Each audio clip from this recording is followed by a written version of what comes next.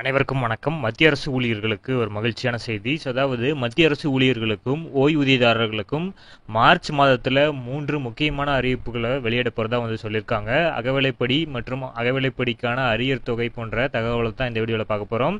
So skip பண்ணாமல் கடைசி வரைக்கும் பாருங்கள். நம்ம சேனலில் சப்ஸ்கிரைப் பண்ணாதவங்க பண்ணி வச்சுங்க. நம்ம சேனலில் சென்ட்ரல் மற்றும் ஸ்டேட் கவர்மெண்ட் சம்மந்தமான ஆல் அப்டேட்ஸ் போட்டுருவோம். அது மட்டும் இல்லாமல் பென்ஷன் சம்மந்தப்பட்ட முக்கியமான அப்டேட்ஸும் இருக்கும். ஸோ மறக்காமல் சப்ஸ்கிரைப் பண்ணிடுங்க. வாங்க வீடியோக்குள்ள போகலாம். ஃபர்ஸ்ட் ஆஃப் ஆல் பார்த்தீங்கன்னா மார்ச் மாதம் மத்திய அரசு ஊழியர்களுக்கு மகிழ்ச்சியான மாதமாக இருக்க உள்ளது. ஸோ இந்த மாதம் மத்திய அரசு ஊழியர்களுக்கும் ஓய்வூதியதாரர்களுக்கும் மத்திய அரசிடமிருந்து சில பரிசுகள் கிடைக்க உள்ளன. குறிப்பாக 3 முக்கிய அறிவிப்புகளை ஊழியர்களுக்கும் ஓய்வூதியதாரர்களுக்கும் எதிர்பார்க்கலாம். ஸோ அவற்றை என்னன்னு தான் நம்ம பார்க்க போகிறோம். ஸோ 7வது ஊதியக்குழு பிரகாரம், அதாவது ஜனவரி 2025ற்கான அகவிலைப்படி உயர்வு 3% இருக்கும் என வட்டாரங்கள் தெரிவிக்கின்றன.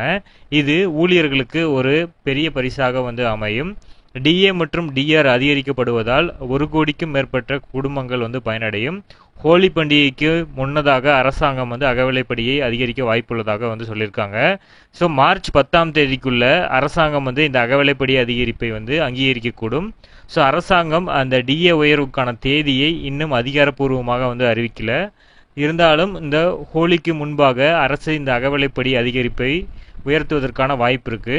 ஸோ தற்போதுள்ள மத்திய அரசு ஊழியர்களும் ஓய்வூதியதாரர்களும் அகவிலைப்படி மற்றும் அகவிலைப்படி நிவாரணமாக 53% பெற்றுட்டு வராங்க. ஸோ அகவிலைப்படி 3% அதிகரிக்கப்பட்டால் மொத்த டிஏ 56% உயரும். அகவிலைப்படி அதிகரிப்பு ஜனவரி 2025 முதல் அமலுக்கு வரும். ஸோ ஆகையால் ஜனவரி முதலான இந்த டிஏ அரியர் தொகையும் மத்திய அரசு ஊழியர்கள் மற்றும் ஓய்வூதியதாரர்களுக்கு கிடைக்கும். சம்பள உயர்வு எவ்வளவு இருக்கும் அப்படின்னு பார்த்தா, அகவிலைப்படி 3% அதிகரித்தால் 18,000 அடிப்படை ஊதியம் பெறும் ஊழியருக்கு மாதம் அகவிலைப்படிக்கு 540 ரூபாய் அதிகரிக்கும். ஸோ 40,000 சம்பளம் பெறும் ஊழியருக்கு மாதத்திற்கு சுமார் 1,200 உயர்வு இருக்கும். ஒரு வருடத்திற்கு 14,400 ரூபாய் அதிகரிப்பு இருக்கும். ஓய்வூதியதாரர்களுக்கும் அகவிலைப்படி நிவாரணத்தில் சமமான அதிகரிப்பு கிடைக்கும். உதாரணமாக 30,000 மாதாந்திர அடிப்படை ஊதியம் பெறும் ஓய்வூதியதாரர்களுக்கு அகவிலைப்படி நிவாரணத்தில் 900 ரூபாய் அதிகரிப்பு இருக்கும். ஸோ ஆண்டுக்கு 2 முறை அகவிலைப்படியில் மாற்றம் செய்யப்படுகின்றது.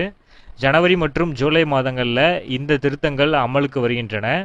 அத்தியாவசிய பொருட்கள் மற்றும் சேவைகளுக்கான விலை மாற்றங்களின் அளவீடான தொழில்துறை தொழிலாளர்களுக்கான அகில இந்திய நுகர்வோர் விலை குறியீட்டின் அடிப்படையில் இந்த அகவிலைப்படி மற்றும் அகவிலைப்படி நிவாரணம் தீர்மானிக்கப்படுகின்றன. 8வது ஊதிய குழுவிற்கான அறிவிப்பு சமீபத்தில் வந்தது. ஸோ மார்ச் மாதம் குழு அமைக்கப்படும் என கூறப்படுகின்றது. 8வது ஊதிய குழு ஜனவரி 1ஆம் தேதி, அதாவது 2025 செயல்படுத்தப்படலாம். ஸோ 7வது ஊதிய குழு பரிந்துரைகள் டிசம்பர் 31, 2024 அன்று நிறைவடைகின்றன. அதன் பிறகு அடுத்த ஊதிய குழு செயல்படுத்தப்படும். 8வது ஊதிய குழு அமைக்கப்பட்ட பிறகு அதில் தீர்மானிக்கப்படும் பிட்மன் ஃபேக்டரின் அடிப்படையில் மத்திய அரசு ஊழியர்கள் அந்த அகவிலைப்படி மற்றும் ஓய்வூதியதாரர்களோட அகவிலைப்படி நிவாரணம் ஆகியவற்றை முடிவு செய்யப்படும். ஸோ இவை இரண்டுக்கும் ஒரு பம்பரான அறிவிப்பு, அதாவது அதிகரிப்பு இருக்கும் அப்படிங்கிறத எதிர்பார்க்கலாம். ஸோ பொறுத்திருந்து பார்ப்போம். 8வது ஊதிய குழு மற்றும் டிஏ மற்றும் டிஆர் சம்மந்தப்பட்ட அறிவிப்புகள் வந்த உடனே நம்ம சேனலில் அப்டேட் பண்ணிடுவோம். ஸோ மறக்காமல் சப்ஸ்கிரைப் பண்ணி வச்சுக்கோங்க. நம்ம சேனலையும் தற்போதுள்ள மத்திய அரசு ஊழியர்களும் ஓய்வூதியதாரர்களும்